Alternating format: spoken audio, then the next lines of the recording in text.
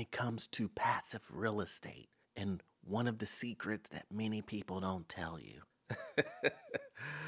No.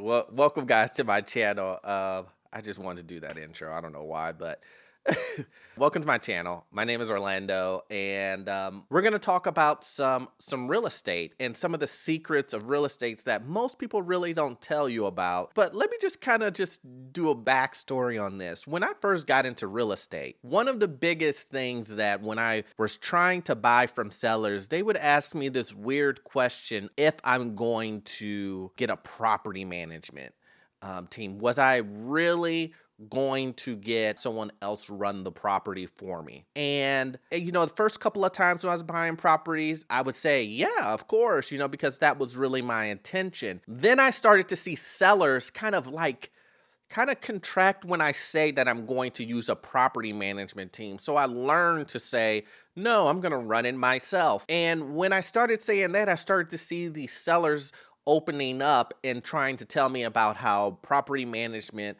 basically ruins the property and how it's horrible, and they take all your money, and they are so happy that another person is going to run the property and not the property management. I actually started to get more properties underneath my belt and individuals wanting to sell to me. And that's not the secret. That's a secret that I'm trying to get to here is doing property management. Most people say, no, don't do property management, blah, blah, blah. They're going to take your money. They're going to this. Your property is going to go down the drain. But I am a really, really big advocate for property management. And property management for me works for a lot of reasons just for me, but I also believe it works for a lot of people. It's just one of those things that a lot of investors don't really say, and you start to see a lot of investors telling you, hey, you want to run the property yourself so that you can kind of get that experience and know how to run a property yourself and whatnot. And what I did was I have never managed a property myself. I have always given the property management to a property management company. And these are the reasons why. Well, let me just first start talking about the cost. One of the biggest things that a lot of people want to jump on you about is the cost. Oh, it's going to cost you, it's going to take away your money, and your ROI is going to drop so dramatically and whatnot. And I have never ran into that issue, because when I buy my deals, when I go and I do the negotiating, I always put in the property management. And my property management is charging 6%, and let's see if I can get this in the first try. They charge 50% of I didn't get it done on the first try. So they charge 50% of whatever tenants that they put into a lease the first month. So if it's $1,000 a month rent, they will take $500 plus the 6% of whatever the monthly rent is. So that works out to me, 6%, them taking the 50% of first month's rent of that new lease. That works out to me. That is good. I understand that not every area is like that. Some areas, I think the range starts at, sometimes it depends on where you are. But I do know that 6% isn't the norm for everyone. It could go up to possibly 10%, maybe 15%. I don't know. It really depends on where you are, and it also depends on how high your rents are. I'm guessing if you were to do property management in San Francisco versus where I am in Illinois, then it would be completely different, probably a lot higher than where I am right now. The point is, when you first go buy your deal, are you putting in the property management into the cost of your purchase? Are you looking at all of the numbers and saying, okay, when at the end of the month, when I pay my property management, I take out all these expenses. This is what I'm going to net. And if you are, then you're doing it the right way. And then that's how you come to the purchase price that you decide to buy your property at. And a lot of people go into the mindset of, I'm just going to buy the property, and then they add in the property management portion into it. I don't go about it that way. I'm going to have a property management run this, and I'm going to make my offer based upon that. And that's how, if you are going to use a property management company, you should do it too. Now, that's one of the things. Like I said, it's cost. Everybody is like, oh, cost gonna cost, it's gonna be so high, you're gonna lose, you're not gonna even make any money. That's what all the sellers would tell me when they said it. The reason why I believe that most sellers say this is that, and most of them are older individuals, is that they are underneath the perception that maybe that they're going to charge you a little bit more, or that you need to pocket every cent of the rental property. So you can do a lot of the things yourself that they're probably thinking, oh, why pay somebody for this when you can do that? But let's jump into some other issues that I prefer not to deal with myself, right? Let's think of raising rents. So you meet your tenants, you go through a property management, you still do have to approve all of the tenants that move in. And let's say you go by the property and you get to know your tenants and whatnot. And then now these tenants, at the end of their lease, you have some type of relationship with these individuals and the tenants.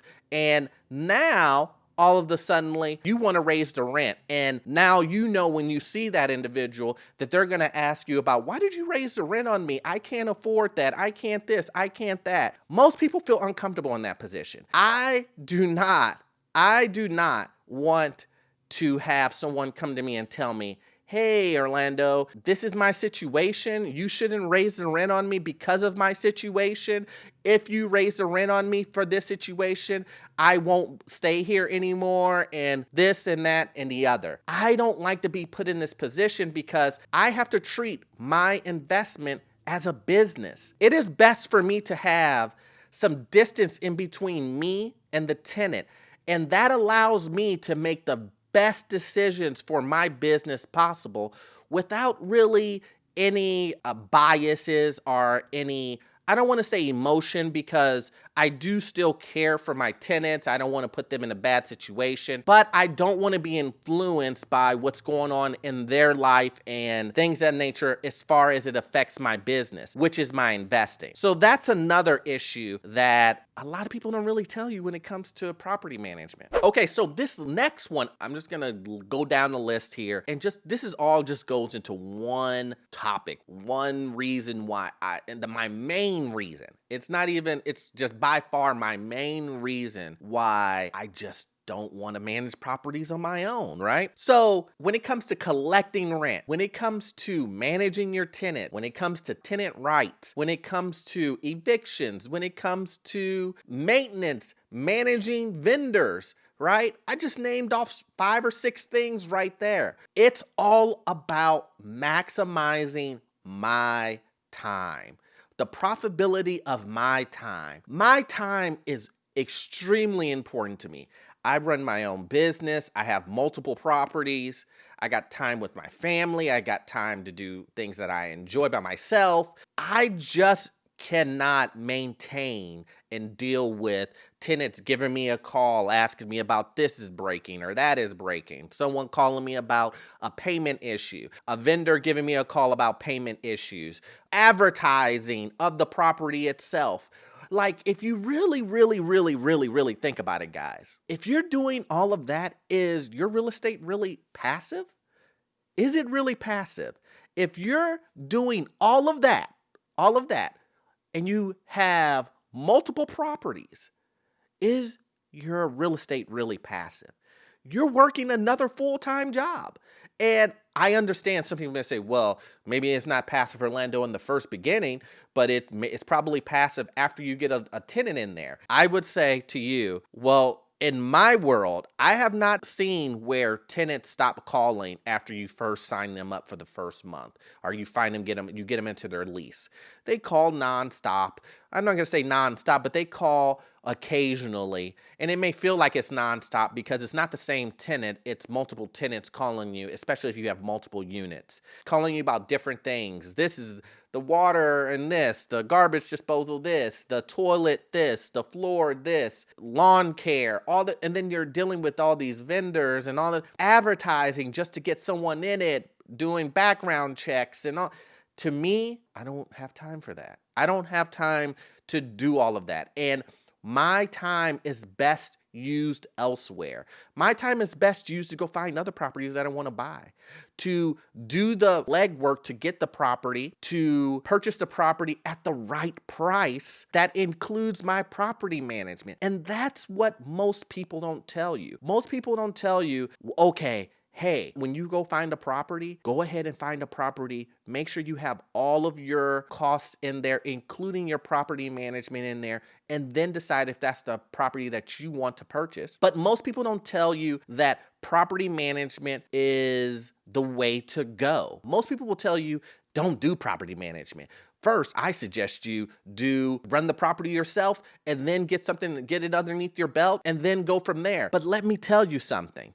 You will still get experience. Let me say this again. You will still get experience from running a property with a property management. You know why? Because you will have to manage the property manager. It is your job to manage the property manager. It's your job, right? That is your job. But let me tell you this, managing a property manager is way easier than managing 40 people. I can promise you that. You're dealing with one organization and they're managing everyone else. But do you have to manage the property manager? Yes, you do. That is something that you cannot get away from. But I promise you, you will get experience from managing them and, in a sense, get some experience on what they're doing to manage your property. It's not the full-blown experience, obviously, but it still is experience that you will get. And to me, that's really passive real estate. When I can go to sleep, I get one email from the property manager that says, hey, Orlando, we have a tenant who's this, and that. Do you approve? Yes, I approve. Hey, Orlando, tenant XYZ needs toilet fixed. It costs this much. You approve?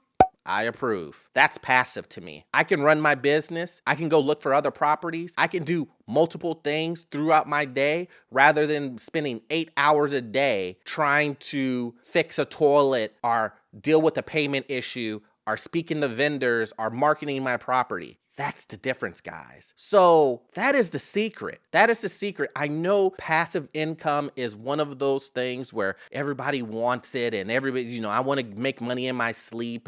But when it comes to real estate, I'm telling you, this may not be one of those things where you find it in books and everybody is telling you this. But from my experience, property management is the way to go. You just have to, when you find your property, put property management as an expense so that you don't feel like you're losing an arm and a leg when it comes to your profitability. That's really the big key point. And so that's it, guys. That's it. So if you guys like this video, please hit that subscribe button. Please hit that notification and that like button. So when I do release videos like this, that you will be notified. Guys, you guys are great. I mean, we're up to like 800 and something subscribers. I really, really appreciate it. I hope the content that I'm providing you find it valuable and you can use it, especially in your investment journey. I'll see you on the next one. I really appreciate it. See you soon. Thanks.